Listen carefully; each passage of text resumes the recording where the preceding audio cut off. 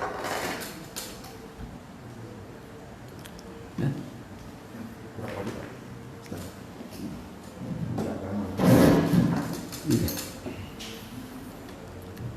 Bismillahirrahmanirrahim.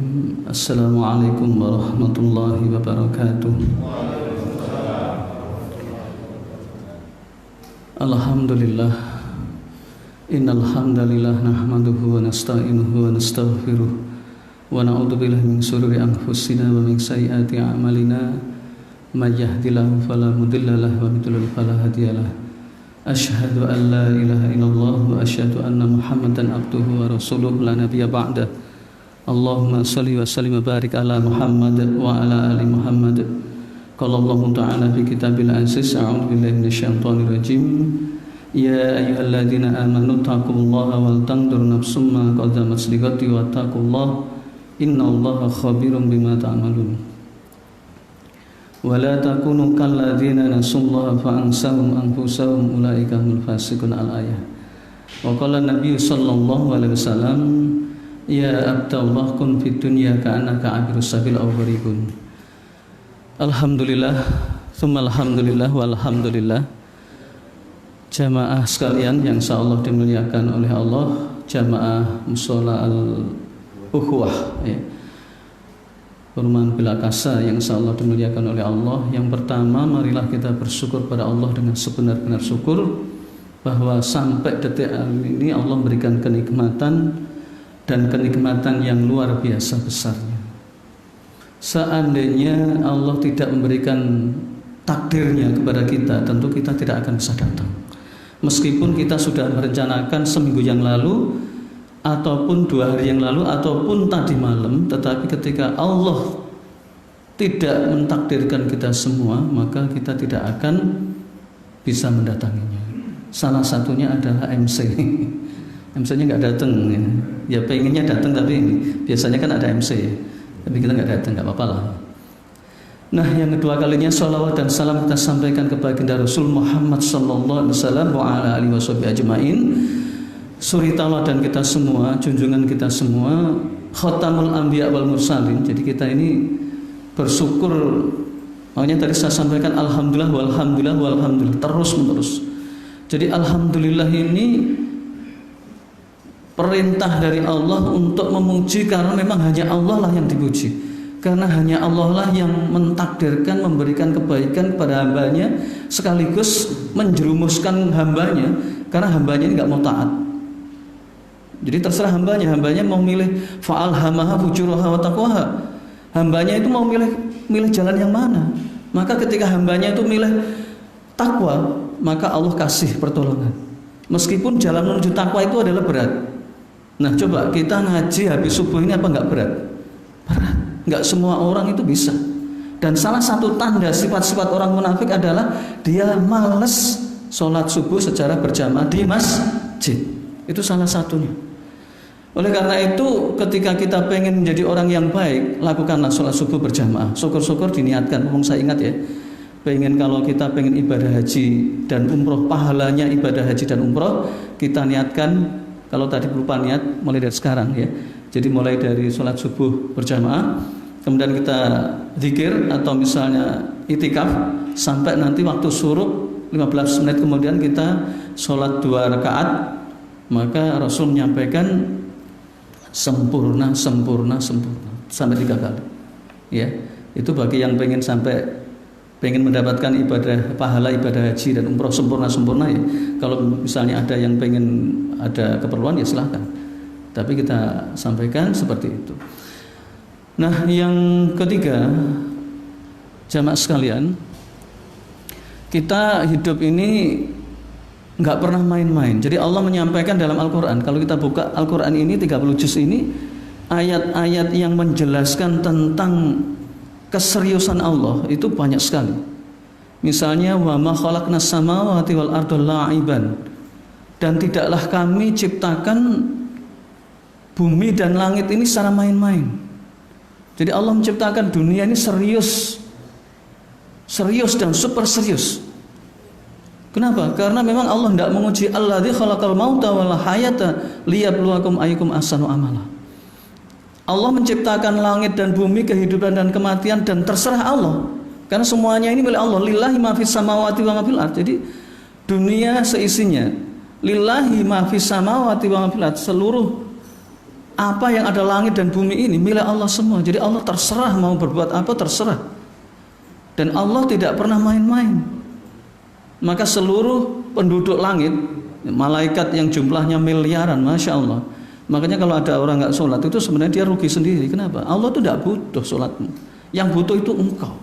Jadi kita ke masjid, kita ngaji, kita cari ilmu, kita sampai ulama dulu itu berjalan, ya. Bayangkan dari Baghdad ke Mekah itu ribuan kilometer jalan kaki.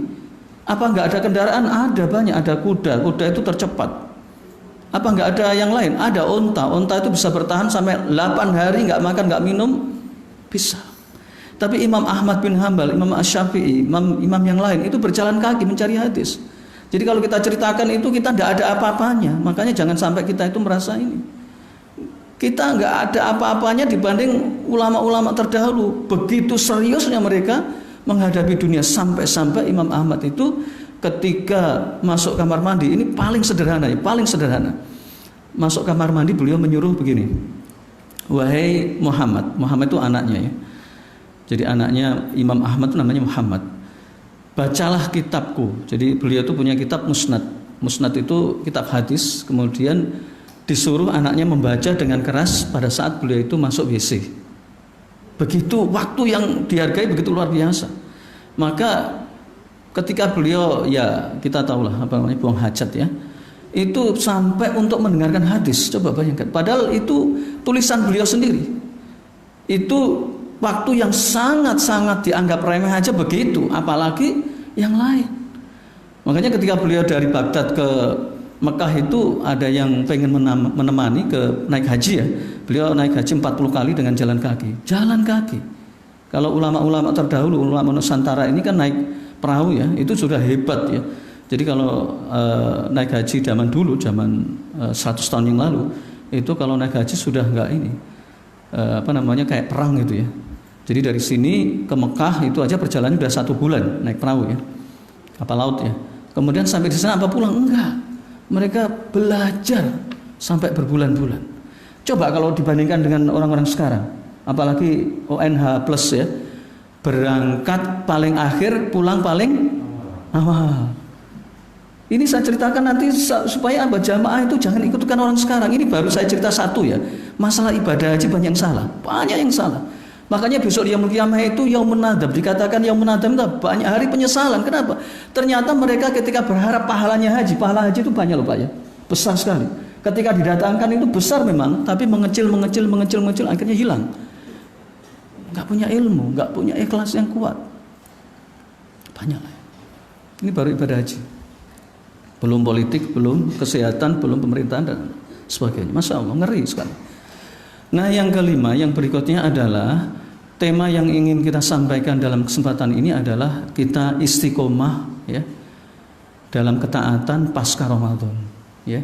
Jadi setiap Ramadan, setiap tahun itu saya itu sedih ya, senang, sedih, campur aduk lah pokoknya. Senang itu karena begitu Ramadan itu kan semangat ya, semangat ke masjid, semangat berjamaah, semangat ngaji.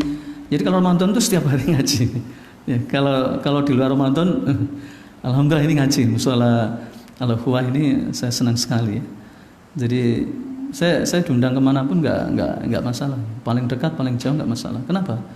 Karena saya niatkan ya Allah mudah-mudahan 1-2 orang di antara jamaah itu bisa memahami, mengerti apa yang saya sampaikan itu jauh lebih nikmat dibanding dunia seisinya. Sampai misalnya begini, seandainya saya dikasih ya, ini bahasa hitam putih ya. Seandainya saya dikasih taruhlah misalnya 1 miliar, meskipun nggak ada ya, 1 miliar ketika saya ceramah, uang 1 miliar yang saya miliki pasti habis. Betul apa betul? Ya, jangankan 1 miliar, mohon maaf ini ada nggak sebutkan namanya ya, dia punya kekayaan 2 triliun, ini masih kurang. Saya tahulah ya, ada orang-orang terkaya di Indonesia ini saya tahu ya, kekayaan sekian. Saya punya majalah Fortune atau Forbes ya, yang menyebutkan kekayaan orang-orang, tapi masih kurang. Kalau seandainya saya dikasih 1 amplop itu 1 miliar, pasti habis. Kecenderungan manusia itu pasti akan saya belikan ini dan itu berbahaya sekali. Tetapi ketika ada orang yang kemudian dia mengamalkan apa yang saya sampaikan dari Al-Quran dan hadis, itu abadan-abadan. Makanya doanya ketika orang berbuka puasa itu salah satunya doa yang setelah kita minum kemudian ada batal ajru insyaallah, dan telah kokoh. Sabat itu tetap atau kekal, ajru itu pahala. Jadi orang berpuasa itu begitu mulai dari adzan subuh ya sampai adzan maghrib itu capek, lelah, haus, dahaga, ngantuk dan seterusnya, maka ketika dia berbuka itu dan telah kering kerongkongan dan kemudian telah hilang dahaganya, telah terbasahi kerongkongannya, dan batal ajru insyaallah, dan telah kokoh tetap kekal abadi pahalanya insyaallah ya. Kata-kata insyaallah ini luar biasa ya. Makanya kalau kita ngaji apalagi habis subuh ini pasti ada yang ngantuk, pasti ada yang capek, itu wajar Pak, wajar. Dalam berbuat apapun tuh pasti ada yang nggak ikhlas, tuh wajar, itu jalan terus saja, jalan terus. Nanti ikhlas, nanti ngantuk nggak ngantuk, kuat, pokoknya ngantuk nggak ngantuk, capek nggak ngantuk, jalan terus saja. Jangan sampai di tengah jalan itu kendor. Sebab kalau kendor berbahaya. Tapi ketika kita terus jalan menanjak ini, maka Allah akan kasih kemudahan. Nah, ketika kita di bulan Ramadan ini sebenarnya bagus, karena bulan Ramadan itu bulan penuh berkah, yang di situ Allah kasih kenikmatan yang begitu luar biasa, sampai-sampai tidak ada bulan yang begitu mulia kecuali bulan Ramadan. Sehingga yang kita misalnya pekerja keras itu ya, itu bisa puasa padahal hari-hari biasa nggak bisa. Ya. Kita juga sama mungkin ya, hari-hari biasa berat sekali ya. Tapi begitu Ramadan gampang sekali, nikmat sekali. Nah, itu Ramadan ya. Makanya di bulan Ramadan itu harus ditingkatkan. Kemudian pasca Ramadan, nah ini salah satu tanda-tanda keberhasilan puasa Ramadan itu orang akan takwanya itu meningkat Pak. Itu jawaban yang mutlak ya. Tanda-tanda lain banyak ya. Apakah puasa saya diterima? Apakah puasa itu saya baik? Apakah ketakwaan saya itu baik atau tidak? Itu tandanya yang mutlak adalah kalau dia pasca Ramadan itu lebih bagus. Jadi konsisten lebih bagus itu begini. Kalau dia tilawah, kalau dia ke masjid terus ya. Kemudian rutin. Nah, ini bab inilah yang penting kita kaji. Karena godaan manusia itu dari dulu sampai sekarang, sampai hari kiamat nanti adalah ketika Ramadan itu semangat sekali, ya semangat tahajud, semangat sedekah, semangat ceramah, semangat tilawah, semangat dakwah. Begitu pasca Ramadan semua itu jadi kebiasaan, seperti hilang.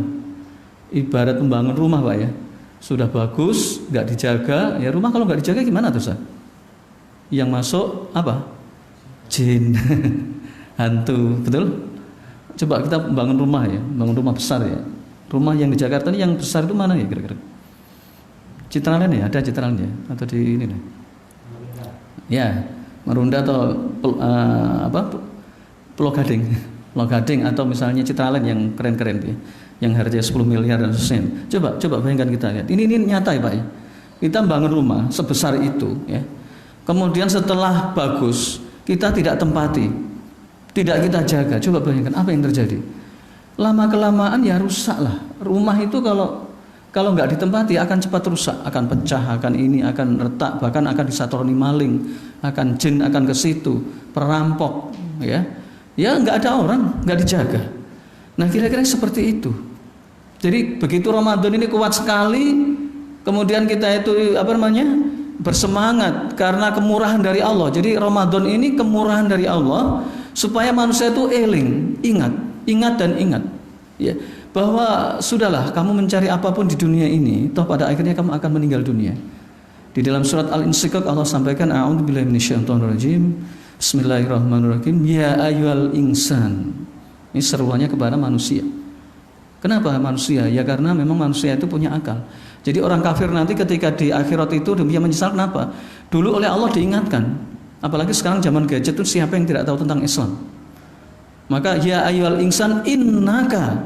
Sesungguhnya innaka ini takkidnya malah double ya. Innaka takkid itu menegaskan. Jadi saya sarankan jamaah untuk belajar bahasa Arab ya, khususnya bahasa Arab Al-Quran. Kalau kita nggak ngerti, kita baca Al-Quran biasa saja. Tapi kalau kita ngerti balaghah, ngerti artinya, kita akan ada kekuatan. Innaka, inna takkid 1, ka domir 2, kadhihun 3. Nah, Sesungguhnya engkau manusia kadhikun akan ketemu dengan Tuhan kamu dengan sebenar-benar ketemu dan akan dibalas. Nah ini. Jadi ketika kita mati bukan mati biasa. Kalau mati biasa enak, nggak ada pertanggungjawaban. Yang koruptor, yang pencuri, yang orang sholat tiap hari, apalagi sholat subuh ya, itu nggak adil dong Allah. Maka Allah sampaikan innaka kadhikun ila rabbika hadhang. Itu didobel lagi pakai masdar.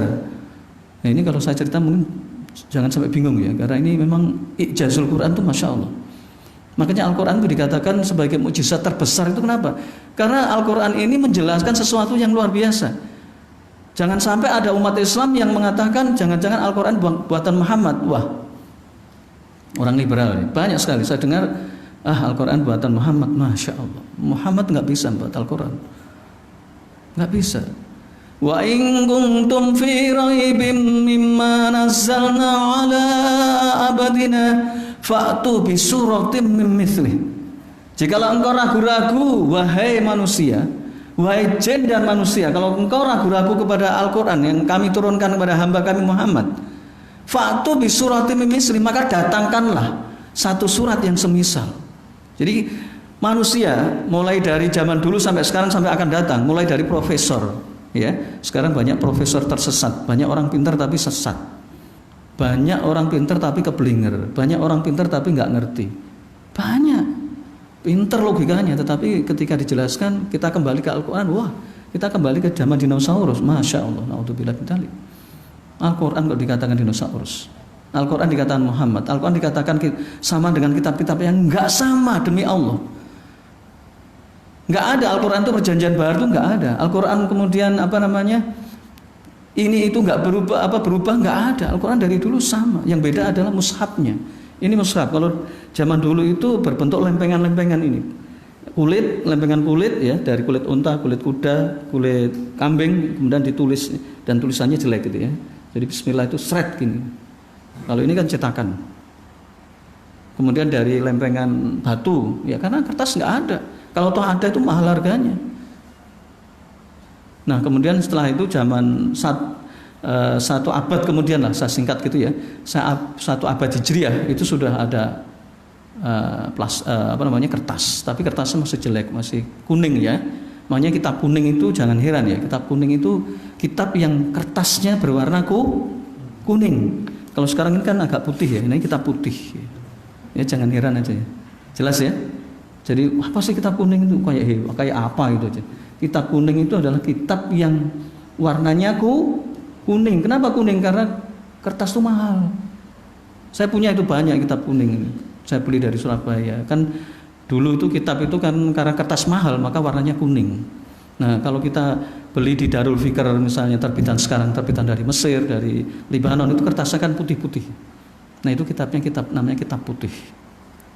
Singkat cerita, maka tidak ada orang yang bisa membuat tandingan Al-Quran sampai detik ini, sampai akan datang. Apakah nggak ada yang nyoba? Banyak yang nyoba. Namanya Musailamah Al-Kadzab, itu dulu juga begitu. Nah, sekarang saya singkat. Pertama, ada ayat yang menjelaskan tentang istiqomah. Jadi istiqomah itu adalah konsisten. Jadi perkara yang melebihi pentingnya dari takwa, padahal takwa itu penting ya. Takwa itu syarat masuk surga. Ya, jadi kalau orang sebaik apapun kalau nggak bertakwa dia nggak bisa masuk surga, Pak. Makanya jangan heran. Wah itu orang kok baik banget menyumbang sekian triliun, misalnya. Bukan miliar ya, triliun ya. Tapi kalau dia nggak iman, nggak la ilaha illallah Muhammadur Rasulullah, dia nggak masuk Islam, itu kuncinya surga itu la ilaha illallah.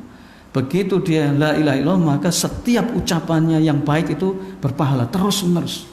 Makanya saya sarankan kalau kita sudah mengerti ini, daripada bengong, naik motor, naik mobil, naik KRL, naik apapun, baca subhanallah bihamdi, subhanallah bihamdi, subhanallah bihamdi, subhanallahil adzim, subhanallah bihamdi, subhanallah. Saya ceritakan nanti aja fadilahnya, nggak cukup waktunya ya.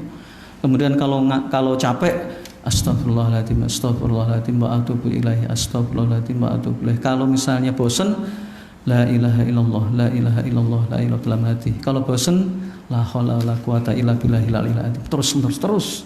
Karena kenapa? Karena waktu ini adalah modal, Pak. waktu yang Allah kasihkan tuh, makanya Allah nanti nggak main-main. Di mukadimah saya tadi ya, itu Allah nggak pernah main-main. Kita aja yang main-main ya. Ada misalnya, mohon maaf ya, mancing itu berapa jam? Mancing seharian ya, gitu ya. Ada orang yang hobinya mancing. Dulu saya hobinya mancing, kalau sekarang enggak ya. Sekarang mudah-mudahan hobinya mancing pahala. Ceritanya mancing pahala. Enggak apa-apa mancing, enggak dosa. Alangkah indahnya begitu mancing itu kita sambil zikir gitu loh. Jadi enak nanti. Jadi semancingnya mohon maaf ya. Mancing itu mungkin ekstrimnya begini ya, senganggur-nganggurnya orang ya. Kayaknya nggak ada pekerjaan lain gitu ya. Ya, atau misalnya pekerjaannya mancing, nggak apa-apa lah. Jadi zikir aja. Bismillahirrahmanirrahim. Subhanallah. Jadi nggak sia-sia. Bahkan dia bisa mengalahkan orang sholat. Orang sholat kadang-kadang ingatnya cuma waktu sholat. Zikirnya paling berapa menit? Saya lihat di banyak masjid paling banter 15 menit. Kalau kita mancing satu hari sambil zikir, apa nggak enak itu? Ya, jadi mancing sambil ini. Jangan mancing masalah ya. Orang sekarang banyak mancing masalah. Mancing emosi. Ya kan? Nah, orang kita baik-baik diserempet. Habis itu dikatakan semut lu. Berarti kalau saya dibilang semut berarti lu juga semut. Ya. Makanya di sini Bapak Ibu sekalian, kita pentingnya ngaji di sini. Kenapa harus ngaji? Yang ngaji itu mengingatkan. Saya senang sekali ngisi pengajian. Kenapa? Karena ini sejatinya untuk diri saya sendiri. Ya, saya tuh bersyukur kemarin waktu mudik gitu ya. Itu saya ketemu kemudian disuruh ngisi para wasit sekabupaten sekian. Kemudian ada yang bilang, teman saya yang undang itu wasit ya. Kemudian dia bilang, ya Allah kemarin saya itu baca surat Al-Kahfi gara-gara dapat SMS dari saya. Saya itu langsung ya Allah saya bersyukur sekali ya Allah. Ternyata padahal dia nggak pernah komen di grup itu, nggak pernah komen, diam. Begitu dia muncul saya bersyukur sekali. Bukan saya merasa GR, enggak.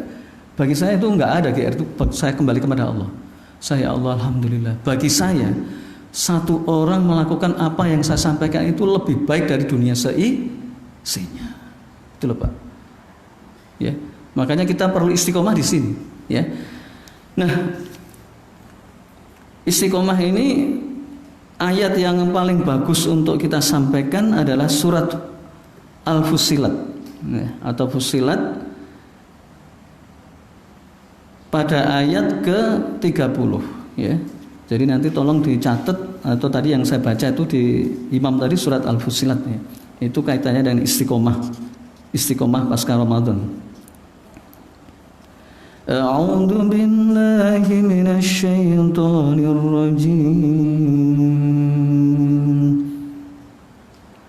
Bismillahirrahmanirrahim.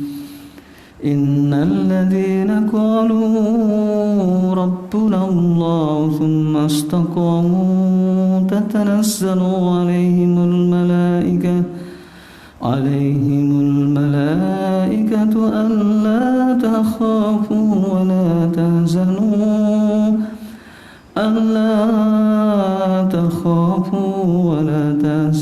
wa basyiru bil jannati allati kuntum tu'adun. Nahnu awliya'ukum fil hayatid dunya wa fil akhirah wa lakum fiha ma tastahi anfusukum wa lakum fiha ma tad'un nuzulan min ghafurir rahim. Ayat ini yang pertama menggunakan kata inna Pak ya. Ini saya selipkan supaya bisa menguatkan iman kita ya. Jadi kalau jamaah sekalian para bapak ibu jamaah mushola al-ukhwah ya, kalau ada ayat didahului dengan kata inna, maka itu artinya Allah itu menegaskan ayat ini penting ya. Inna itu sesungguhnya, inna sesungguhnya alladzina qalu, orang-orang yang mengatakan Rabbuna Allah, Tuhan kami adalah Allah. Jadi orang beriman maksudnya.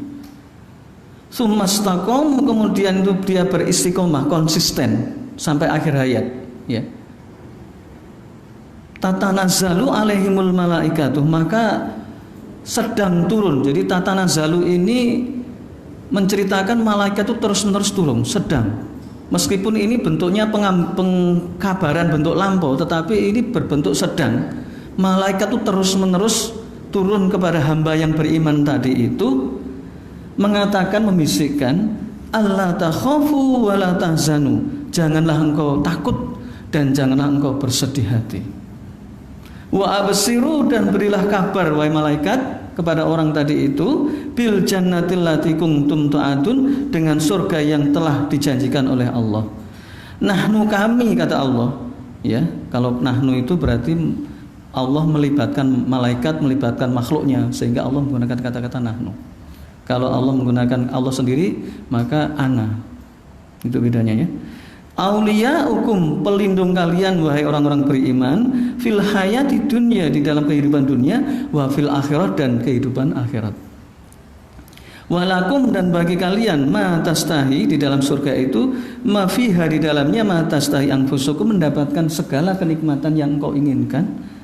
Walakum fiha ma tad'un, dan kepadamu dikasih di dalamnya itu apa-apa yang engkau inginkan atau doakan. Nuzulan min ghafurur rahim, sebagai rahmat dari Tuhan kamu. Itu singkatnya begitu ya. Nah, tafsirnya secara ringkas begini Pak. Sebelum munculnya ayat ini ya, itu ada perdebatan ya, namanya asbabun nuzul ya. Jadi itu orang kafir Quraisy mengatakan begini. Orang kafir Quraisy mengatakan bahwa Tuhan kami ini adalah Allah. Ya, ingat ya, orang kafir Quraisy, ini kafir Quraisy ya. Tuhan kami adalah Allah. Sedangkan malaikat itu adalah putri-putrinya Allah. Itu orang kafir ya. Makanya orang kafir itu dia pasti percaya pada Allah. Kenapa dikatakan kafir? Karena dia tidak percaya pada Muhammad atau risalahnya.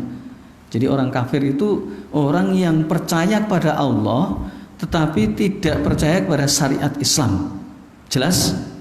Ini kata kunci sehingga mudah, dan ini tidak bisa dibuat main-main ya. Orang mau bilang non ini itu urusan dia lah. Itu dari Allah begitu ya. Karena kuncinya surga itu la ilaha illallah tadi ya. Nah, kemudian setelah begitu orang kafir Quraisy mengatakan begini. Malaikat itu adalah putri-putri Allah dan dia tidak punya kekuatan atau keteguhan. Maka setelah itu Abu Bakar bilang, Tuhan kami adalah Allah. Sedangkan malaikat itu adalah utusan-utusannya. Dia bukan putri. Malaikat itu tidak berkelamin ya. Bagi Allah gampang saja. Allah menciptakan laki, perempuan, Allah menciptakan tidak berkelamin, Allah menciptakan berkelamin ganda. Namanya apa? Hemaprodit. Bagus, hemaprodit. Nanti banyak sekali hemaprodit ya. Salah satunya adalah iblis. Iblis itu hemaprodit. Jadi dia kelaminnya ganda. Apalagi? Cacing ya. Apalagi? Ya cari sendiri. Hewan hemaprodit itu apa ini? Cari. Ada hewan yang tidak berkelamin, banyak sekali, nanti cari ya. Jadi makhluk Allah yang tidak berkelamin itu Masya Allah banyak. Salah satunya adalah malaikat. Malaikat itu tidak berkelamin, tidak laki, tidak perempuan. Memang Allah berkuasa begitu. Nah, singkat cerita, maka turunlah ayat ini yang membenarkan kata-kata Abu Bakar. Dan ayat ini tafsirnya adalah orang-orang beriman yang dia mengatakan Tuhan kami adalah Allah, kemudian dia melaksanakan seluruh syariat Islam. Ingat ya, beriman itu bukan cuma beriman, tetapi melaksanakan syariat. Jelas? Ya sholat, ya ngaji, ya ibadah. Jadi nggak cuma eling, nggak cuma ingat. Kadang-kadang orang ada, kalau di Jawa itu namanya kejawen ya, Islam kejawen. Sudah sholat, sudah, maksudnya eling ya, ingat pada Allah. Kalau di Sunda itu namanya Sunda wiwitan, betul, Sunda wiwitan. Jadi ini penyimpangan yang luar biasa. Tapi kalau di zaman sekarang itu malah dilindungi. Akhir zaman, ingat ya, akhir zaman. Akhir zaman ini banyak orang murtad tapi nggak sadar. Sedih Pak, sedih sekali.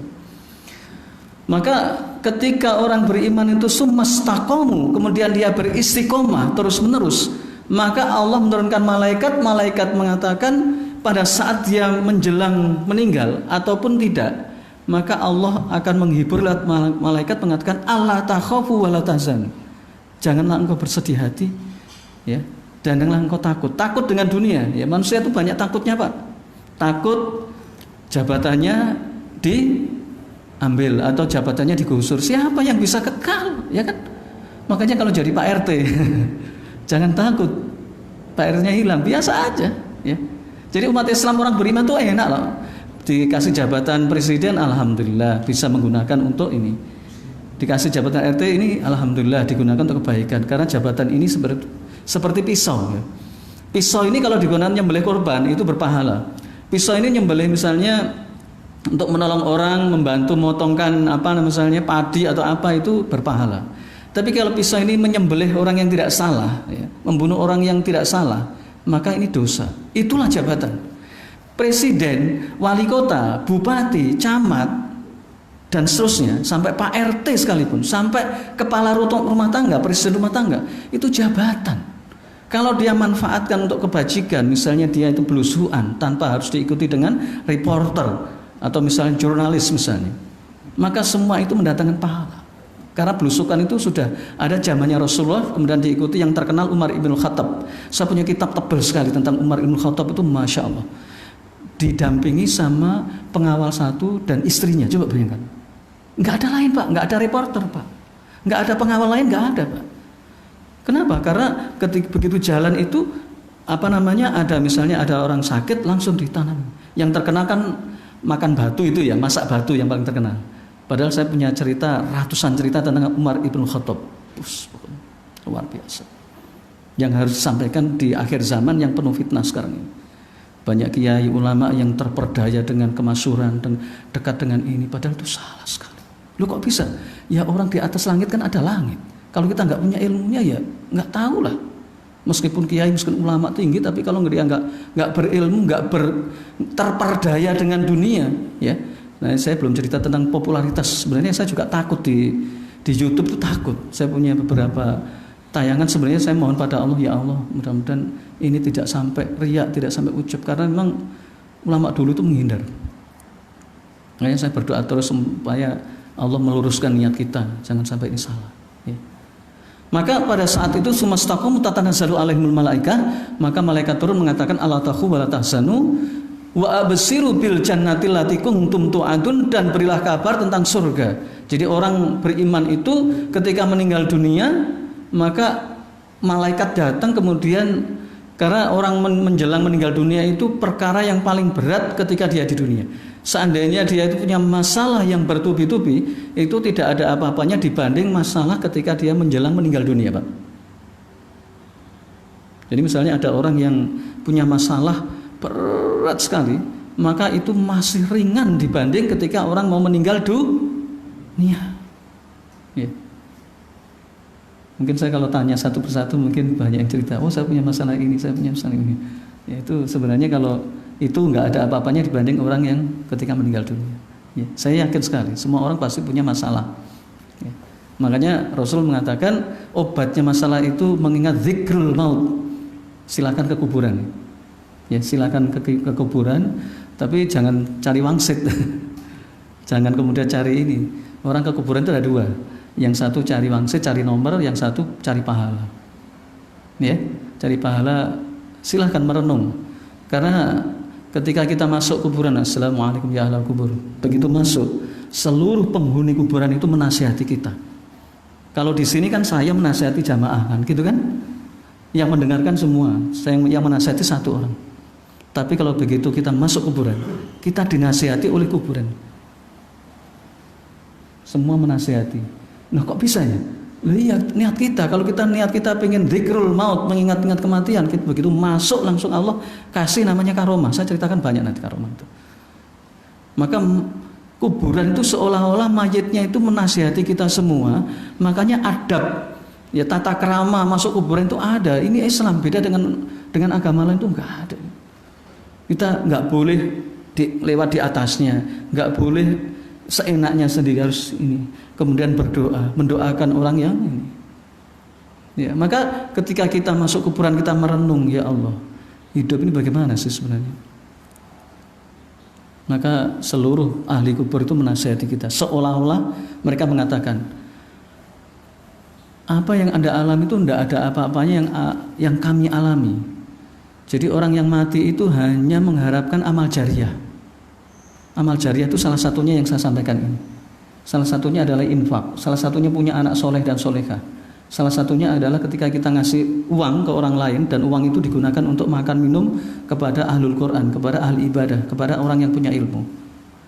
Jadi kalau misalnya kita tidak punya anak, kita punya duit, karena orang itu beda-beda ya. Takdirnya itu beda-beda. Ada yang gampang cari duit, ada yang gampang cari ilmu.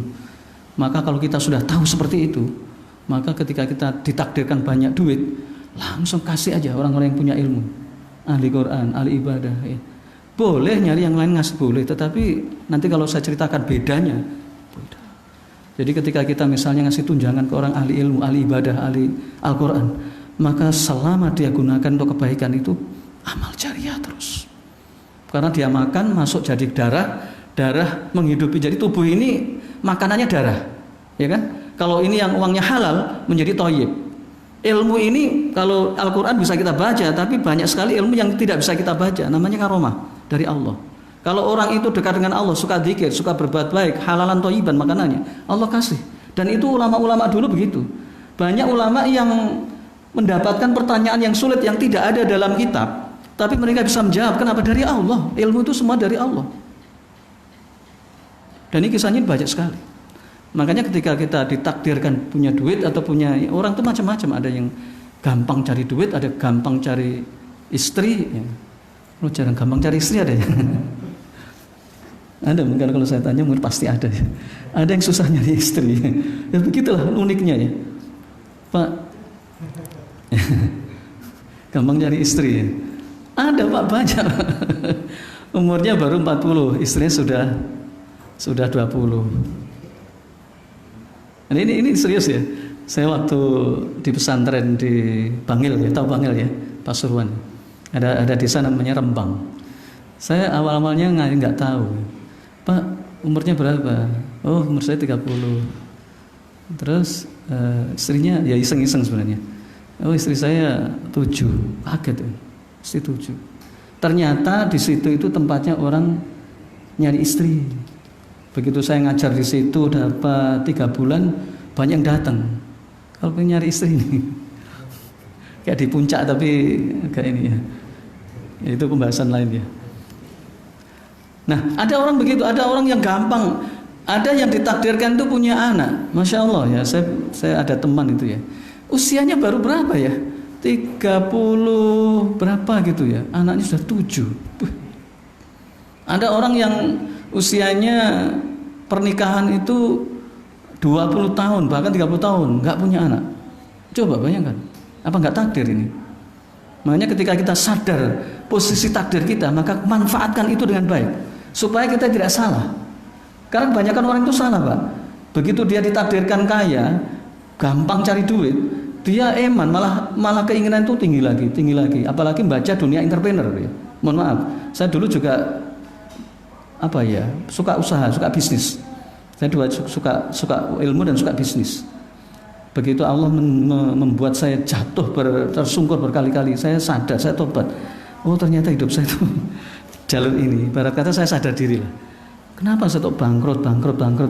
Tapi kalau saya baca ceritanya misalnya Rinal Kasali atau misalnya yang punya Primagama itu siapa? Purdi Chandra. Memang itu akan, itu awal kesuksesan. Oh iya memang, benar memang. Kalau Anda misalnya guru Anda itu Purdi Chandra, pemilik Primagama ya. Kalau guru Anda itu misalnya Rinal Kasali atau Hermawan Kertajaya atau misalnya siapalah, ya Anda akan mikirnya bisnis terus sampai Anda mati. Pikir Anda akan bisnis terus. Tapi kalau guru Anda itu Rasulullah Muhammad SAW, itu enggak begitu kan. Akan tobat, akan ambil jalur. Paham kira-kira apa yang saya maksud ya? Ya. Jadi semua itu tergantung jalur yang kita ambil. Kalau kita misal ambil jalur ketakwaan, sudahlah tobat. Karena Allah itu ngasih pelajaran kepada hambanya itu berkali-kali, dan itu semua hambanya. Bahkan orang kafir pun, orang yang nggak punya agama pun dikasih masalah. Jadi kalau kita punya masalah itu jangan dipikir kita sendiri. Saudara kita, kalau saya cerita tentang Cat Stevens itu mu'alaf dari Inggris, rocker dari Inggris tahun 80-an. Coba nanti dibuka klik. Tahu ya semua ya? Tahu ya? Cat Stevens tahu ya? Namanya siapa sekarang? Siapa? Muhammad Yusuf Islam. Lagunya yang paling terkenal apa Pak? Loh, enggak tahu. Itu dai internasional itu. Namanya Cat Stevens. beliau lahir ada darah Yunani sama darah Eropa mana gitu saya lupa ya. Beliau itu terkenal, sudah punya semuanya punya, namanya rocker terkenal, Morning Has Broken ya, itu saya ingat ya. Morning Has Broken itu lagu-lagu yang beliau tulis, namanya juga orang hebat ya. Intelektualnya main, maka dia menulis lirik-lirik yang sifatnya itu memberontak, sifatnya itu bertanya-tanya. Nah, atau misalnya lagu yang diaransemen oleh grup lain namanya Wild World. Wild World itu apa? Wild itu keras, world itu dunia, kerasnya dunia. Yang dilakukan oleh apa itu? Mr. Big kalau nggak salah. Ternyata itu tulisannya Cat Stevens. Artinya apa? Artinya orang non-muslim ataupun siapapun oleh Allah dikasih pikiran bahwa dia akan menuju ke Allah. Buktinya banyak. Sehingga nanti besok di yaumul qiyamah itu nggak ada kata-kata ya Allah saya nggak ngerti, nggak ada. Ini buktinya Cat Stevens, buktinya Irina Handono, buktinya misalnya Gitorolis, buktinya Harimukti, buktinya Cahyono Pelawak, non-muslim, buktinya Isabella Metik, buktinya banyak bukti. Kalau saya cerita Mike Tyson, atau misalnya Michael Jackson misalnya ya, atau misalnya Lady Di misalnya, atau siapa, banyak sekali bukti-bukti. Ya, banyak sekali artis-artis dari Hollywood, dari Bollywood yang masuk Islam. Nah, pentingnya istiqomah di sini Pak, karena istiqomah ini alladzi khalaqal mauta wal hayata liyabluwakum ayyukum ahsanu amala. Memang hidup ini nggak pernah main-main. Allah ciptakan, Allah sengaja menciptakan kehidupan ini untuk diuji hamba-hambanya, karena nanti mana baik mana buruk ya. Ada yang awalnya baik, di akhirnya buruk. Saya kisahkan dua aja, nanti kita buat dialog ya, tanya jawab biar lebih ini. Saya kisahkan satu atau dua aja. Pertama adalah pendeta. Kalau pendeta dua ya, ada Barsiso, ada Bal'am ya. Saya kisahkan Bal'am aja deh. Bal'am ini salah satu pendeta di zaman Nabi Musa yang Masya Allah ya, ketakwaannya tidak ada tandingannya, mungkin sampai sekarang ya. Saking hebatnya dia dengan Allah, kalau sholat itu lama sekali. Dia tidak hidup kecuali di biara Pak. Saking takwanya dia dengan Allah, Allah kasih istimewa. Apa itu? 3 permintaan, kalau 3 ini diminta Allah langsung kabulkan. Coba bayangkan, apa hebat orang ini. Ya. Jadi orang ini hebat sekali, saking ibadahnya kuat, saking zikirnya kuat, saking kedekatannya dengan Allah itu kuat. Tapi dia diuji kemudian dia nggak kuat. Singkat kata begini, dia diuji oleh Allah lewat istrinya, lewat penguasa di Palestina pada saat itu, untuk menggagalkan Nabi Musa perjalanan dari Mesir ya. Kisahnya gitu ya, singkat ya. Nabi Musa dengan Bani Israel ditindas di Fir'aun di Mesir, kemudian oleh Allah selamatkan di Laut Merah. Tahu ya Laut Merah ya? Ya di sana di Arab sana ya. Kemudian nyebrang, kemudian Allah perintahkan untuk jihad mengusir penguasa dolim di Palestina. Singkat kata begitu. Kemudian karena penguasa dolim di Palestina tahu kedatangan Nabi Musa alaihissalam dan Bani Israel, maka dia meminta Bal'am bin Bawrah itu untuk mendoakan, minta pada Allah. Orang dolim itu percaya pada Allah. Orang dolim itu percaya pada Allah ya. Jadi mereka percaya pada Allah.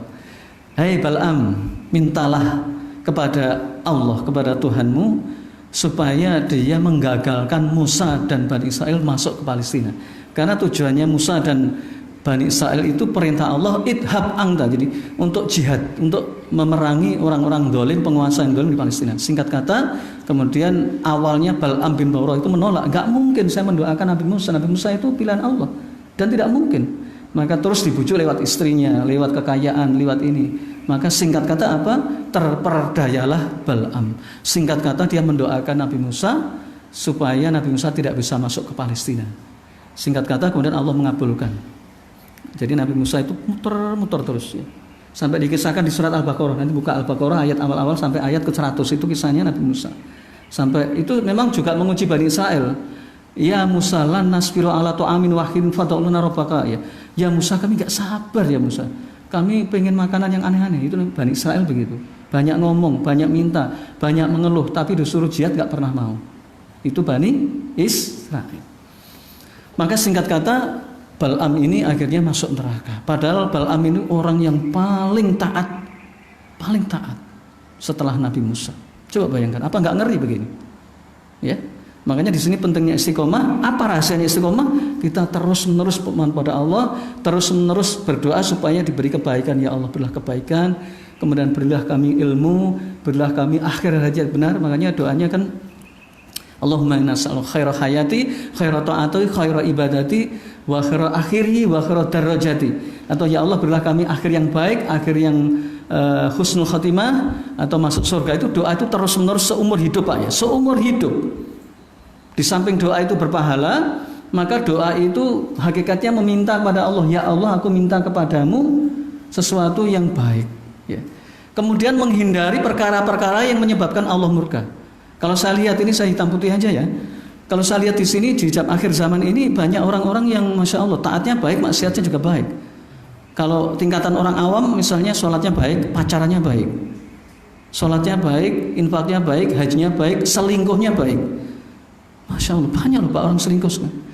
Kadang-kadang mereka sampai tertawa-tawa. Kadang saya pernah suatu saat ngurus SIM gitu ya.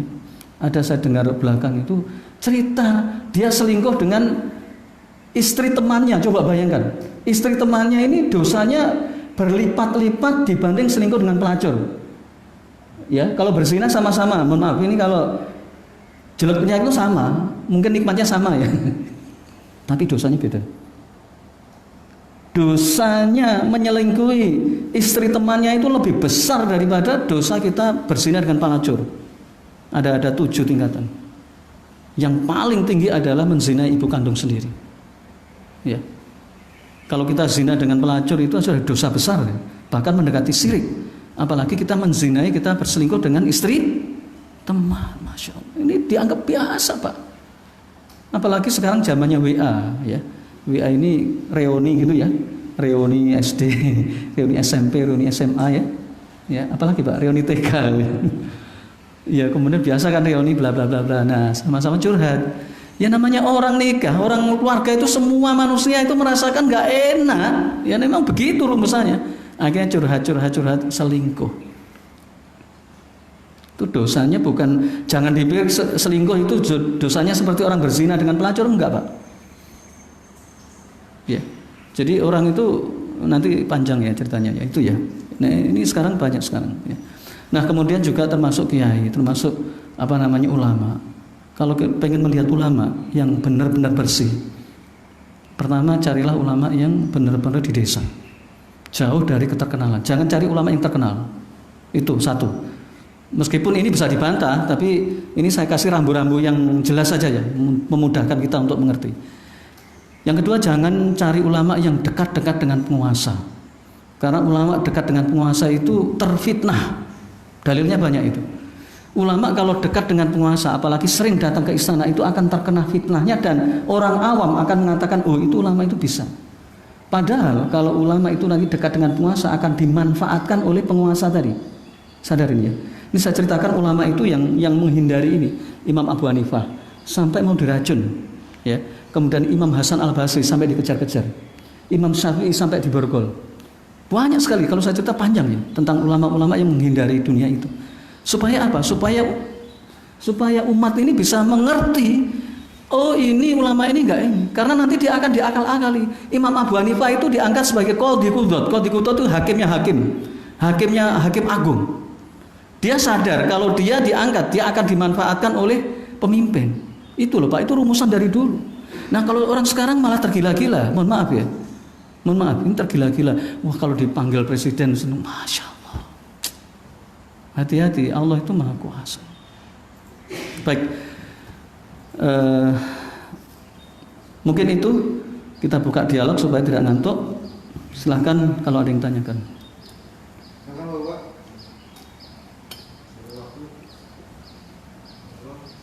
Bismillahirrahmanirrahim.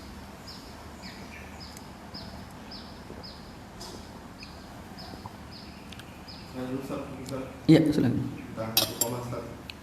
Jadi disebutkan bahwa kalau kita beribadah di Ramadan itu begitu mudah ya, bisa melawan dosa khusus, kenapa setelah ini itu susah kita Pak. Pas Ramadan itu siapa tetangga lagi dibelenggu. Nah sekarang ini ternyata dilepas apa itu menjadi apa bagaimana Ustaz? Iya. Iya, kalau di hadis kan disebutkan ketika Ramadan kan setan-setan dibelenggu ya. Berarti logikanya setelah pasca Ramadan itu kan setan kan dilepas. Tapi salah. Setan lain. Iya. Insya Allah saya coba menjelaskan sedetail mungkin, mudah-mudahan nanti langsung oh begini. Sabar ya. Ini karena ini memang ilmu harus sabar. Dulu saya ngaji itu mohon maaf ya. Saya dulu tuh ngaji itu harus naik sepeda jauh sekali Pak. Datang sebelum subuh, kemudian ngaji itu sampai jam 6 ya. Dan duduk sampai ngantuk-ngantuk. Dan teman saya itu orang-orang tua-tua semua. Saya yang paling kecil. Itu saya mulai dari sanawiyah. Jadi kita ngaji itu dari kecil dan hikmahnya apa? Meskipun waktu itu saya nggak ngerti, tapi saya jalan terus. Itu artinya apa? Allah turunkan hikmah ilmu itu pada saat kita istiqomah. Nah ya. Jadi istiqomah itu kunci keberhasilan apapun. Kalau kita misalnya saya tuh nyari jodoh kok nggak dapet ya. Misal padahal usia saya 45 misalnya ya. Oh Anda belum istiqomah. Anda berarti kurang ngoyo lagi istiqomah. Orang bisnismen sama. Kalau dia pengen sukses di dunia bisnis dia harus istiqomah. Itu jawaban istiqomah itu untuk semua lini ya. Semua lini baik ibadah maupun dunia akhirat itu perlu istiqomah. Kalau ini kesabaran, tidak ada kunci kejawaban kecuali istiqomah. Nah, sekarang kembali ke masalah kenapa di bulan Ramadan itu begitu luar biasa, pasca Ramadan kok kembali seperti itu. Jawaban yang paling gampang itu benar tadi. Ya. Jadi begitu Ramadan, memang setan-setan itu dikunci. Maksudnya adalah kemurahan Allah itu Allah tunjukkan sehingga orang itu mudah berbuat baik. Ya, mudah berbuat baik. Dan itu salah satu rahmat Allah. Dan di situ pula Allah memberikan kemudahan supaya manusia itu iling, manusia itu ingat untuk kebajikan. Dan pada saat itu manusia mudah sekali untuk berbuat baik. Nah, begitu selesai Ramadan, maka pertama memang benar setan juga bahasa kasarannya itu dilepas, ya. Tetapi sejatinya begini, Pak. Manusia itu diuji pertama dengan setan. Setan ini saya punya tulisan ya, saya tulis sendiri alhamdulillah.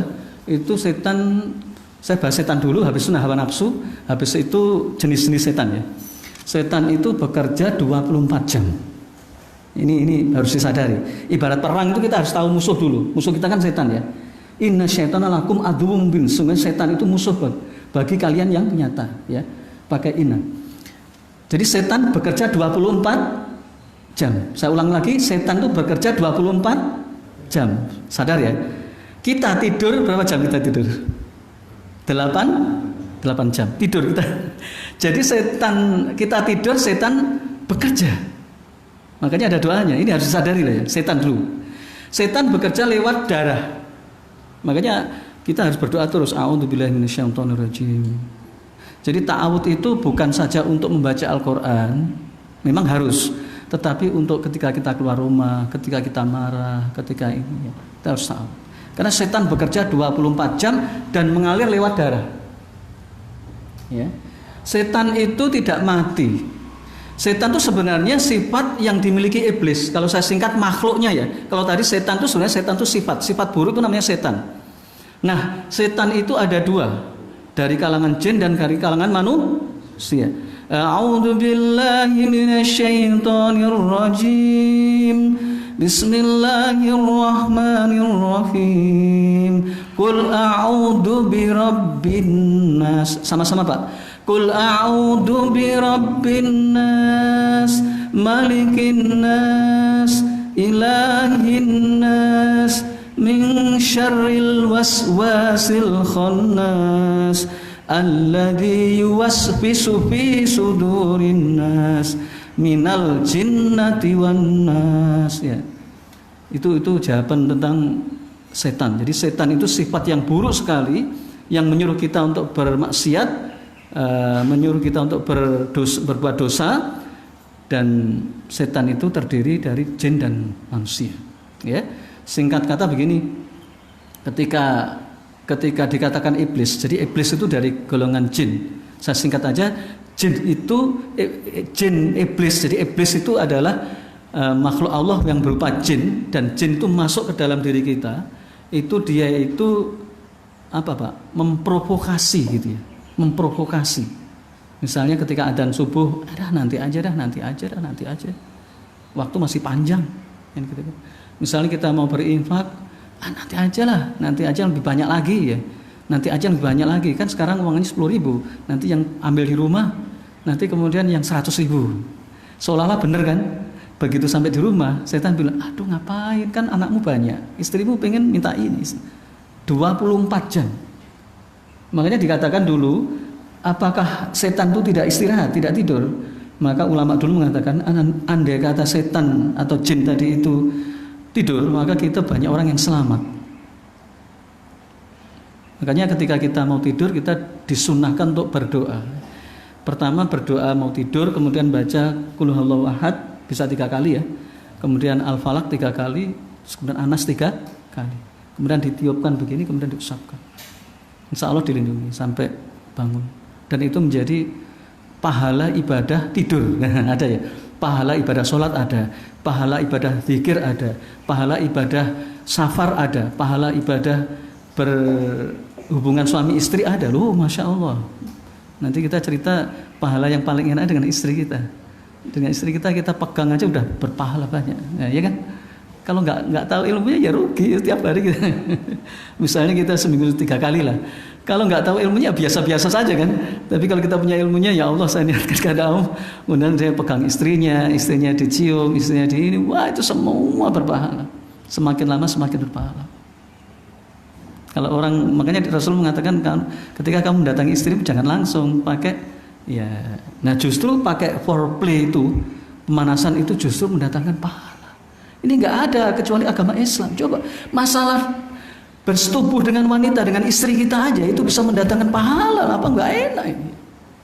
Alangkah sedihnya orang nggak punya ilmu ya dia ketemu langsung berbek. Itu kita ada ini ya Allah. Nah singkat kata, maka ketika kita di luar bulan Ramadan ini muncullah yang namanya ujian besar. Pertama setan tadi 24 jam bekerja lewat darah, kemudian dia terus menerus, dan saya sampaikan ini menurut kajian ilmiah Pak ya, dan saya percaya sekali. Bisikan setan ke telinga kita, setan itu kiri ya, kalau malaikat kanan. Jadi malaikat ini, setan ini. Makanya kalau ada orang marah mendadak, emosian, itu setannya sudah ngendon di sini.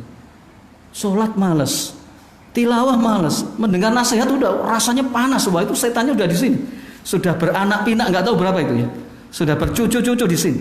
Itu masa harus diruqyah. Diriwayat dengan harusnya ruqyah itu diri kita sendiri. Ruqyahnya baca Anas, Al-Falaq, Al-Ikhlas, itu ruqyah.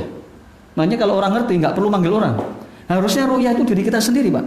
Nggak boleh ngambil orang. Sebab kita bisa ketergantungan, kalau nggak diri orang lain nggak bisa. Padahal ruqyah itu tiap hari. Anas Rasulullah meruqyah dirinya sendiri. Ya. Nah pada saat itulah kemudian setan itu ngendon. Maka ketika kita nggak usir itu setan, dia terus menerus. Maka dia membisikkan di telinga kita terus menerus selama 24 jam satu hari. Saat 24 jam itu berapa kata? 5.000 kata Pak. Kalau 5.000 kata ini ilmiahnya ya. Saya dapat tulisan dan ini saya klikkan dengan kajian Al-Quran itu klik banget. Jadi kalau bahasa ilmiah itu begini, bahasa ilmiah itu dikaji oleh orang-orang dokter. Itu kaitan orang-orang barat. Itu kaitannya dengan psikologi. Psikologi itu membahas tentang kejiwaan. Jadi ada kata-kata positif self talk dan negatif self talk. Tahu Pak ya? Positif self talk itu artinya apa? Nanti akan ketemu Pak. Positif self talk. Ada yang tahu? Coba satu aja. Apa itu bos? Positif itu positif, self itu diri kita, talk itu berbicara. Jadi dalam satu hari itu ada sekitar 5.000 pembicaraan dengan kita, yakni jin dan malaikat. Kalau dominasi jin, setan tadi itu mendominasi, maka 5.000 itu akan dia kuasai terus. Nanti ambil aja itu uang itu, toh nanti kamu bisa tobat ini. Nanti akhir-akhir menjelang mati tobat lah. Sekarang korupsi dulu lah. Ya jangan banyak-banyak, 10 miliar 10 miliar nggak banyak. Itu kalau dia sudah biasa korupsi 1 miliar, 2 miliar, nanti korupsinya 26 miliar. Kalau sudah ditingkatkan lagi menjadi 100 miliar. Kalau sudah terus biasa ditingkatkan menjadi 1 triliun. Kalau ditingkatkan terus menjadi 2 triliun. Wah kalau saya buka banyak ini. Makanya pemimpin kita banyak korupsi. Kenapa? Nah, mereka nggak ada zikir, nggak ada taubat, nggak ada yang ingatkan. Kalau dia punya guru spiritual, gurunya ngaji itu harus ingatkan, kamu tuh kalau korupsi itu dosanya banyak. Buka surat taubah, kamu nanti dibakar mati hidup-hidup. Harusnya gitu, bukan malah, oh bagus kamu tak doakan ini. Ya. Para koruptor itu punya guru spiritual, Pak. Dan guru spiritualnya itu ininya banyak. Ya nggak mungkin lah cuma 1 juta 2 juta mobil satu kali. Dia bilang guru spiritual. Guru spiritual, orang guru ngaji itu harusnya ngasih tahu, Pak, kamu jangan korupsi. Loh, kan nggak boleh seudon lah. Menasihati itu harus terang-terangan, diingatkan sampai titik dia harus nangis. Makanya saya nggak peduli orang pernah berbuat ke saya baik, tak nasihati sampai dia menangis. Kenapa? Kalau dia salah loh ya. Apalagi jelas-jelas. Jadi kalau saya diundang ke pengusaha, tak nasihati tentang harta yang halal. Saya nggak peduli, nanti nggak diundang lagi nggak masalah. Yang penting saya peduli supaya dia tobat gitu loh. Harusnya para koruptor itu dinasihati dengan nasihat yang kuat. Jangan ngambil harta rakyat. Jangan, karena apa? Karena jangankan 1 juta 2 juta, 1 rupiah jadi masalah. Saya pernah nasihati seorang pengusaha itu sampai dia nangis, nggak peduli. Dia nggak mau ngasih, saya juga nggak peduli. Dia nggak mau ngasih, saya juga nggak peduli. Yang saya peduli adalah dia tobat. Itu saja. Karena saya kasihan sama presiden, saya kasihan sama menteri, saya kasihan sama siapa. Karena tanggung jawab besok itu ngeri, Pak, ngeri sekali. Nah, ini yang saya ceritakan, bahwa setan itu bekerja 24 jam dan dia membisikkan ke telinga kita itu 5.000 kali. Jadi kalau misalnya kita ada buruk ya, waduh ini misalnya contoh paling gampang begini. Itu tadi ketika infak ya, maka kita menunda-nunda. Makanya Rasul mengatakan, apabila engkau berinfak langsungkanlah, karena kalau kamu tunda nanti setan akan mengelabui kita. Jadi kadang-kadang setan itu begini, kamu naik gaji lah, uangmu kan banyak, kan naik gaji kan bagus ya. Maka kemudian naik gaji lagi. Akhirnya setan nggak putus asa, dibuat pamer. Ya, panggillah Pak Haji. Orang-orang itu biar tahu, kamu biar nggak diremehkan. Orang-orang harus manggil kamu Pak Haji, kamu harus pakai kopiah putih. Loh ini banyak, Pak. Mohon maaf, saya juga termasuk kadang-kadang guru ya, mudah-mudahan Allah mengampuni ya. Saya punya guru juga ya, di kampung dulu sampai ya Allah ampunilah dosa-dosanya ya Allah. Sampai begitu.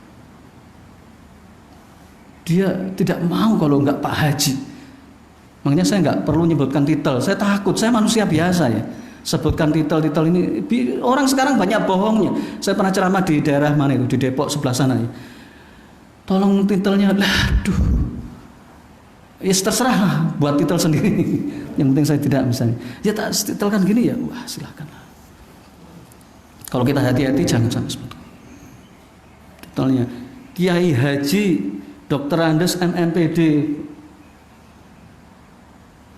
Setan akan main. Sedetil itu pun setan akan main. Kamu biar nanti kamu di YouTube terkenal followernya. Wah, ya. Makanya saya nggak peduli mau ada yang nonton, nggak ada yang nonton, bukan urusan saya. Malah saya takut yang nonton banyak, karena mudah setan ini. Ya, saya belum cerita tentang bahayanya para ustadz yang followernya banyak. Oh, saya punya buku 1 kitab tentang betapa popularitas itu mengerikan. Ini harusnya saya kumpulkan para ulama nasihat. Iya, karena sekarang follower itu bangga 1 juta, malah saya sedih nangis. Kenapa? Ya Allah, ini ujian. Ada jamaah yang bertanya, oh enak ya itu Ustaz itu terkenal followernya sampai sekian-sekian. Lah, oh dia nggak baca hadis-hadis tentang itu. Hadis tentang Allah itu mencintai orang bertakwa yang tidak terkenal dibanding orang yang terkenal. Loh. Bahkan orang yang tidak terkenal itu lebih banyak dibanding orang yang terkenal. Itu nanti ya. Nah, sekarang saya singkat tentang setan tadi. Jadi coba apa kita nggak ngeri? Itu baru setan loh. Padahal nanti ada hawa nafsu ya. Saya cerita tentang setan dulu. Setan bekerja 24 jam, meski kita tidur, meski kita istirahat, setan terus bekerja. Terus dia membisikkan ke telinga kita 5.000 kali negatif self talk. Kalau positif sebelah kanan, kalau negatif sebelah kiri. Kalau negatif tuh jelek-jelek, pokoknya jelek. Nggak mau sholat, nggak mau ngaji, nggak mau tilawah, nggak mau ngaji apa. Kalau ngaji kan sengsara, harus jalan kaki, harus menghafal. Mengaji itu harus dihafal, Pak. Makanya saya nggak suka laptop tuh begitu. Saya lebih suka itu langsung Al-Quran. Saya baca Al-Quran itu dengan mushaf. Saya ngambil berkahnya, nggak, meskipun ada di aplikasi saya nggak mau. Saya nggak mau. Saya lebih suka hal yang kolot karena itu berkahnya banyak. Saya cerita nanti aja tentang berkahnya sesuatu, nanti aja.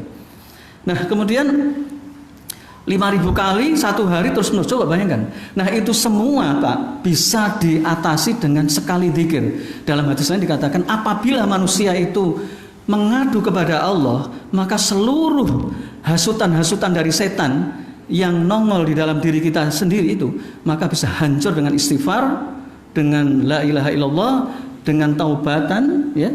Makanya usahakan istighfar terus menerus Pak.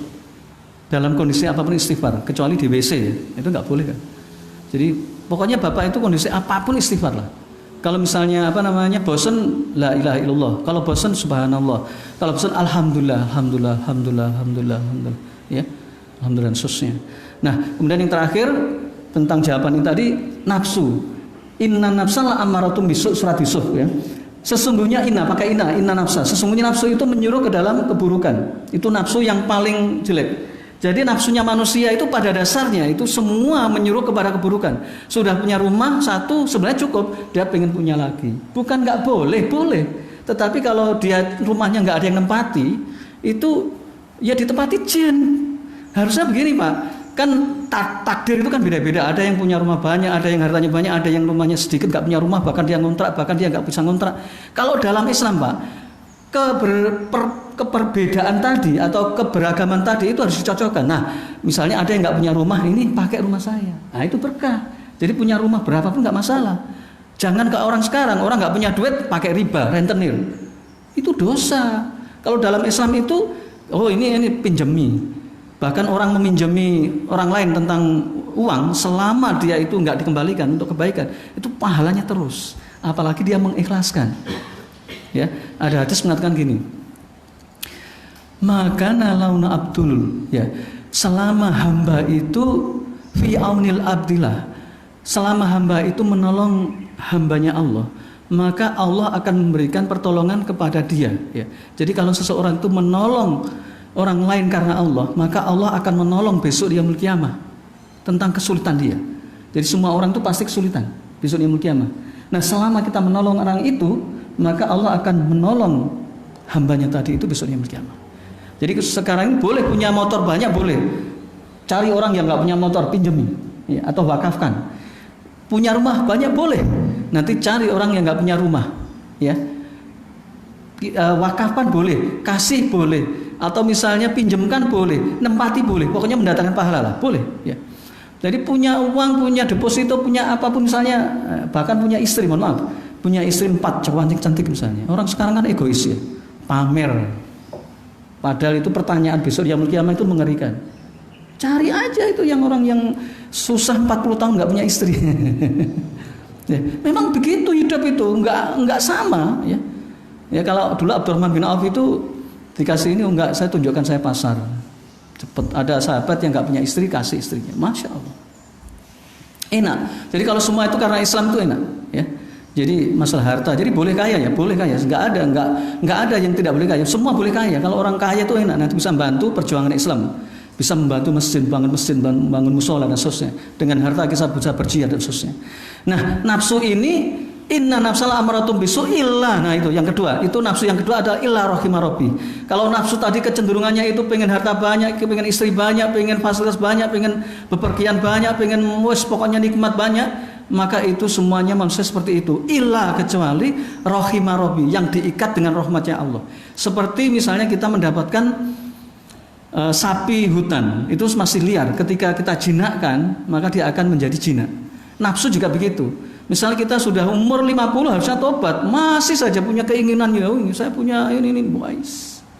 Maka dijinakkanlah dengan jinakan-jinakan yang ingat pada Allah tadi. Nah, salah satunya adalah ketika pasca Ramadan itu sering-sering kita baca Al-Quran, hadis, dan sering-sering mendengar ceramah, dan sering-sering mendengar nasihat tentang ulama salafus soleh, para sahabat, kisahnya begitu. Imam Abu Hanifah itu membaca Al-Quran di bulan Ramadan 60 kali khatam. Imam Syafi'i sama. Di luar Ramadan itu tiap minggu. Nah, kita mendengar itu, ya Allah saya jauh. Jangankan boro-boro 1 minggu ya, 1 tahun baru 1 kali khatam. 1 tahun. Ya kita harus menangis ya Allah, saya kok nggak ada pembicara, harus ada motivasi. Kalau orang motivasi misalnya pebisnis ya, dia harus baca kisahnya misalnya siapa? Pemilik Facebook siapa? Mark Zuckerberg ya. Pemilik Apple siapa? So? Steve Jobs ya, Steve Jobs itu pemilik Apple. Pemilik ini bola lampu Thomas Alva Edison. Nah, saya kalau baca kisah-kisahnya Steve Jobs, Mark Zuckerberg atau misalnya itu memang serius mereka. Kayak Thomas Alva Edison, Mark Zuckerberg itu kerjanya itu 18 jam. Wajar kalau sukses. Sehingga kata-kata orang yang sukses bilang begini, orang itu melihat saya sukses, padahal dia tidak melihat bagaimana saya bekerja, ya kan? Jadi orang-orang yang sekali Mark Zuckerberg, Steve Jobs itu hidupnya dicurahkan untuk dunia seisinya, karena dia tahu hanya itulah untuk memperoleh kekayaan dunia dan seisinya. Nah, kita copy paste ke dalam dunia ibadah.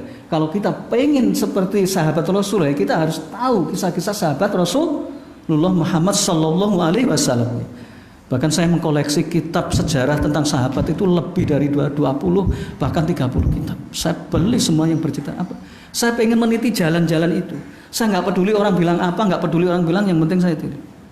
Saya nggak peduli dengan kesulitan saya nggak peduli dengan saya harus berjibaku dengan kesulitan saya punya anak banyak, itu nggak peduli.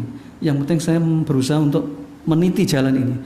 Itu saya berharap pada Allah supaya meskipun saya tidak bisa meniru persis, paling tidak saya didoakan oleh banyak orang, atau saya berdoa pada Allah supaya diikutkan jalurnya Rasulullah lewat Abu Bakar.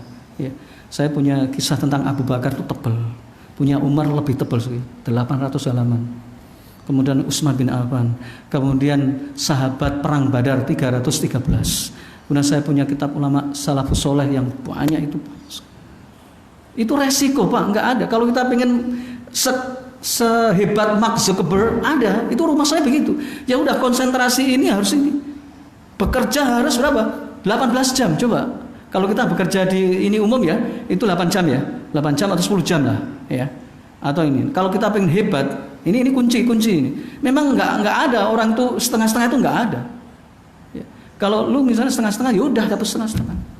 Nggak ada misalnya kita pengen akhir kuat kemudian saya ngaji hanya sebentar, nggak bisa.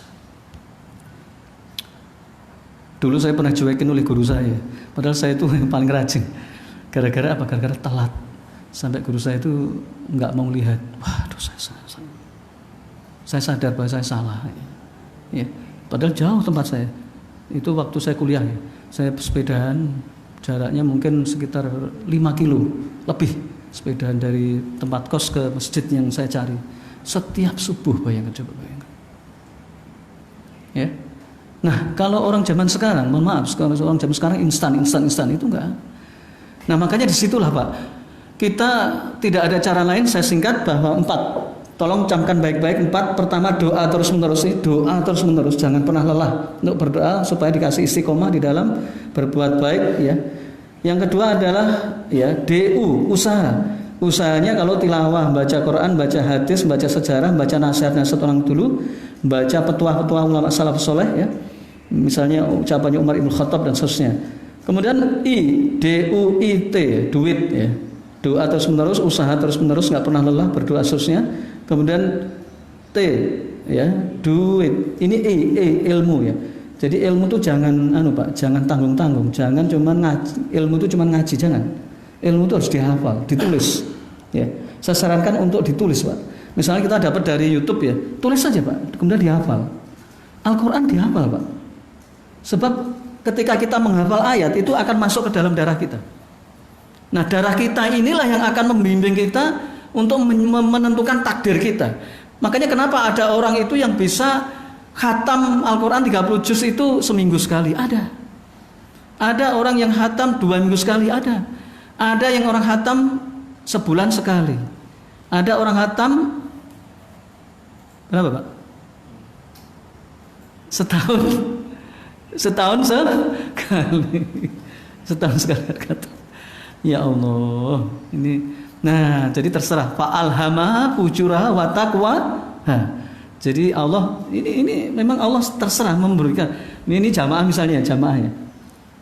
Kan banyak ini misalnya. Terserah nih mau hidupnya mau dipakai untuk ini, ada yang digunakan untuk tidur saja. Terserah, memang nanti itu pilihan dia. Digunakan ada yang ngaji saja, terserah. Fa'alhamaha fujuraha wa taqwa. Dan Allah memberikan ilham di mana jalan jalur takwa dan sesat. Itu Allah sengaja membiarkan karena nanti pertanggungjawabannya besok di yaumul kiamah. Kalau kita misalnya, ya Allah berilah aku ilham yang baik, maka Allah kasih.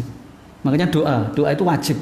Ini 4 ini jangan dipisah satu, nanti bahaya nih. Doa ini terus menerus dan non-stop ya. Kemudian usaha ini terus menerus sampai nangis, sampai kita itu sungguh-sungguh. Mendidik anak juga begitu. Ini baru ibadah ya, belum mendidik anak.